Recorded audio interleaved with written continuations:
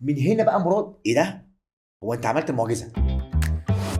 هنا بقى الناس بدات تبص لك بصه اللي هو ايه، هو انا فعلا ممكن ابقى زي مراد واخس، مع ان كل اللي كانوا اللي بيعترضوا كانوا خان بيحبطوا اللي هم الاول. عايزين خليك في الزوم ده معانا، ايه اللي وداك الناحيه الثانيه؟ ما هو احنا آه. دايما بنحب الناس اللي ايه، خليك معانا في الزون دي، ليه تروح زي كده لما تكون انت اتنين ناجحين واول ما تعلى شويه اللي معاك يقول لك انت نجحت اكتر مني. اه، فدايما انت بتتكلم على اكيل علم مصر كلها الاكل، حببهم في الاكل اللي تخن مصر دخل كلها. مصر كلها.